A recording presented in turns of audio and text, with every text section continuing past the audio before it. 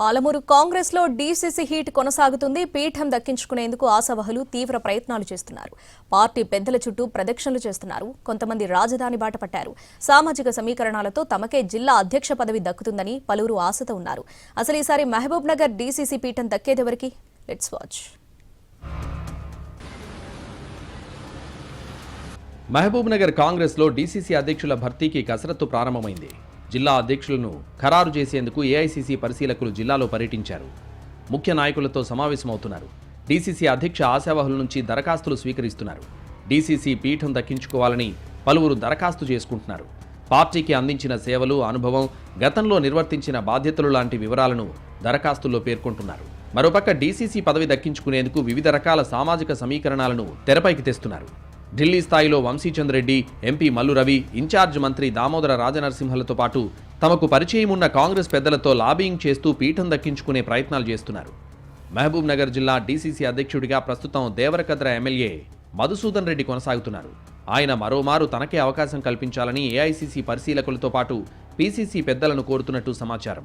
Assembly ఎన్నికలకు ముందు బాధ్యతలను చేపట్టిన మధుసూదన్ రెడ్డి పార్టీ బలోపేతంతో పాటు పార్టీ అభ్యర్థుల గెలుపులో పాత్రను ప్రధానంగా పెద్దలకు వివరిస్తున్నారు.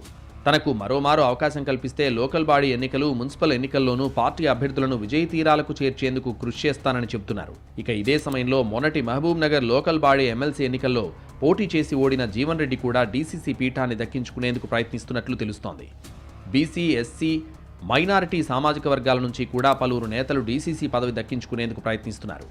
డీసీసీ ప్రధాన కార్యదర్శి సిరాజ్ ఖాద్రీ, పీసీసీ అధికార ప్రతినిధి జహీర్ అఖ్తర్లు మైనారిటీలమైన తమకే ఇవ్వాలని కోరుతున్నారు.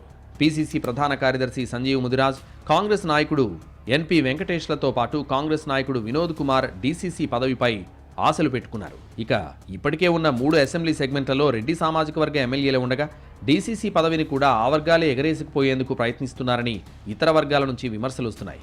రాజ్యాధికార పదవులు వారికే, పార్టీ పదవులు వారికేనా అన్న ప్రశ్నలు ఉత్పన్నమవుతున్నాయి.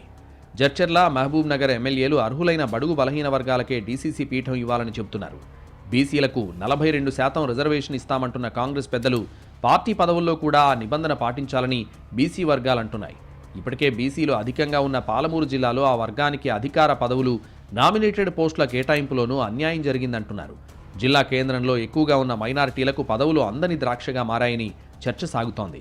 మొత్తం మీద ఏఐసీసీ పరిశీలకులు ప్రస్తుతం జిల్లాలో నెలకొన్న తాజా పరిస్థితులను పూర్తి స్థాయిలో పరిగణలోకి తీసుకుని డీసీసీ నియామక ప్రక్రియ చేపడతారో లేక పార్టీ పెద్దల ఆశీస్సులున్నవారే ఎగరేసుకుపోతారో చూడాల్సిందే.